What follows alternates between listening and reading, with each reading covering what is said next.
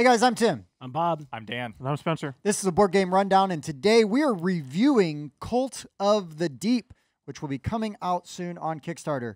And now I forgot the game company name. BA Games. I knew that. You did know that. I did know that. Anyways, Cult of the Deep is a social deduction, Dice rolling, sort of dice placement, Yeah, or allocation game. Allocation. Dan, how would you describe it?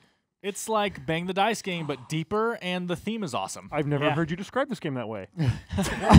Actually, I mean, not that there's anything wrong with the theme to Bang the Dice game, but the theme of the cultists and Cthulhu mythos adjacent, Right?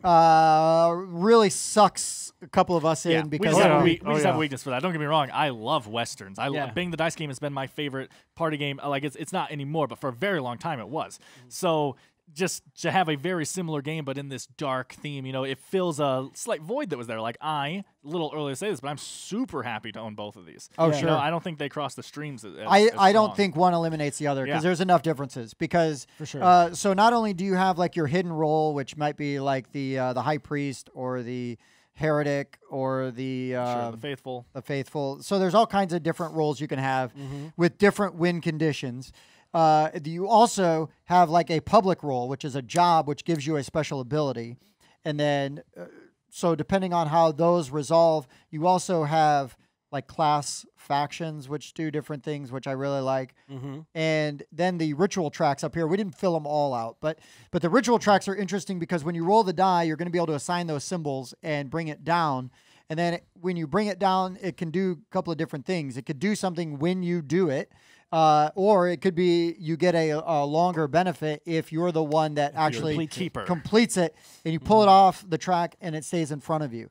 And I really like that aspect of like figuring out what to do with your dice. You could also potentially assign them to your card depending on what you do.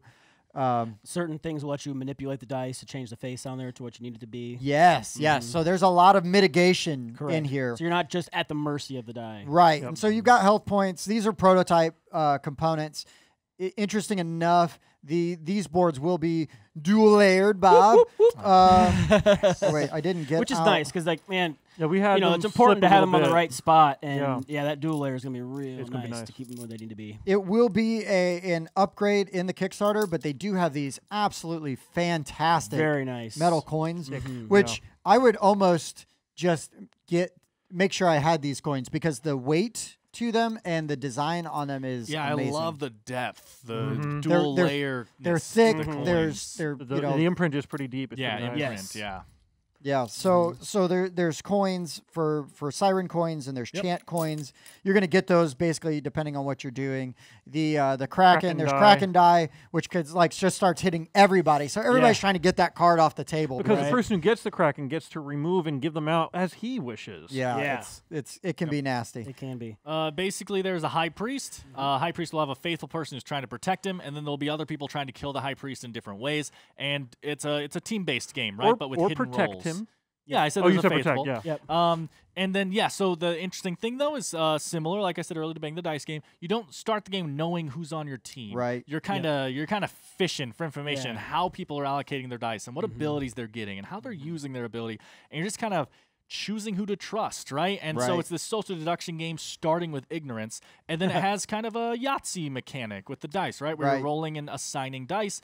Dice activate. People can interrupt with reactions to your dice allocations, and then it moves on to the next player. And depending on who dies in what order, a team will win.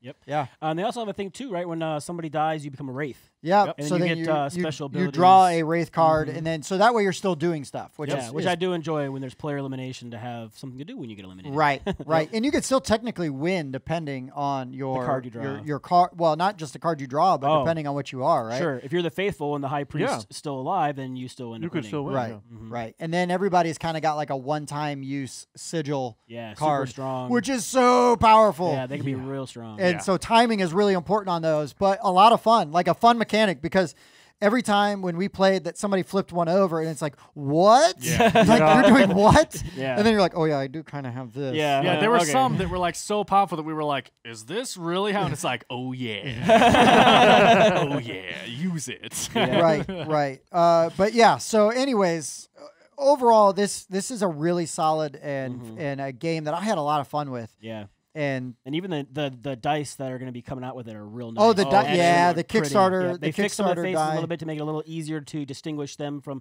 because this one here, it's at the 4 on there. It looks a little bit similar to this one. Sure. So they kind of redesigned it a little bit, but yeah, the finished dice looked amazing.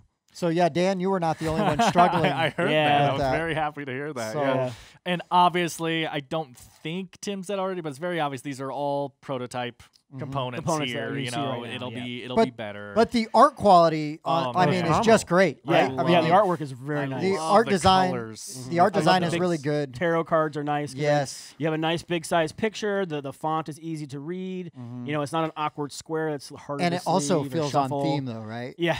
Kind of does. Cultists and tarot cards. These are quickly becoming my favorite type of cards to have in a game. I love tarot cards, man. And I have a game that was first in small cards and was released in tarot cards, and it's the same game. And the tarot cards are so much nicer, But the iconography is really good. So once you get the iconography down, they give you really nice player aids, which is awesome. And so yeah, the iconography, I love all of those things because it makes it just so much easier to streamline it, and to learn and to play. Because then all of a sudden you're like, oh yeah, this goes this. You've got very nice visual cues on how stuff works.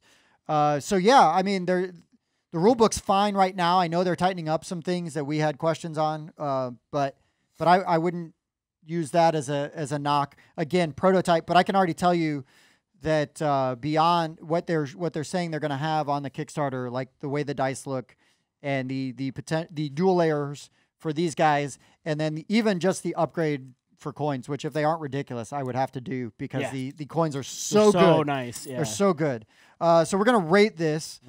Dan, how are we going to do this? So Board Game Rundown does a rating out of 10 to where each of us give an individual score, and then we average those together so that the Board Game Rundown umbrella can give an actual score that we can post on Board Game Geek and stuff. So we don't have to say, Tim gave it this, Dan gave it this. Instead, it's the Board Game Rundown gave it this. So right now you're going to hear our individual scores, and then our magical computer behind the camera will calculate the average for us so that we can keep talking instead of having to do math in our head or on paper and pencil and stuff. Right. And then we will give you the final score. All right, who wants to go first on scoring this? You know me? Yeah, go for it, Bobby. Down the line. So social deduction types of games are not my favorite. Right. We did play some Bang the Dice game, and that was enjoyable. It was a lot of fun. I love games with cultists. Like I don't know what not even necessarily just like Cthulhu, but just I don't know. Cultists to me are fun. Right. Sure. And to me that really came through on this. I really like it. I'm gonna give it an 8. Woo! Yeah, nice. It's probably my round of applause. It's my favorite. No, but I'd say it's my favorite type of game like this that I have. Yeah, played. sure. And the theme is really good though, right? It's not just pasted on. The theme's really strong. Yeah, the theme comes through real strong. The artwork is really nice. The tarot size cards, the new dice. It just does a lot of things, and right? I was Checks gonna say 7.5, but then the dual layer player boards gave that extra 0.5. Well done. Well done. All right, Spencer, where do you come down? Well, I agree. The social deduction games are also not my favorite. It's fine. And I gave it a 7.5. Okay. There you go. He's not into the dual layer player board as I am. I like dual layer player boards. Don't get me wrong. Not like half but I'm not going to, go crazy for them. Yeah. I do love the artwork. I also love the theme. It's a fun game. I'm definitely looking forward to playing again. Yeah. Right on. Okay, I am a huge fan of social deduction games. I like it. It is too. Probably like my second, maybe third favorite mechanic for a game to have. I love it. Even in a game that doesn't have to do with social deduction, just a little bit of an element of social deduction thrown in there is awesome to me. And I'm a huge proponent for Bang the Dice game. I teach it to people all the time. I love that game a lot. And this game has a lot in common with it. It's impossible to avoid the similarities here. But this game has this cool dark theme with this artwork here. And these things right here, guys, are a game seller to me. This makes the game so much more deep. The rituals and the ritual tracks. How these work and fighting over these and collecting these powerful cards. Yeah, hoping that someone just puts one more die in that card because I know I'm going to be able to finish it when my turn comes around, you know? Like, that gives it... So, I give games similar to this around an 8.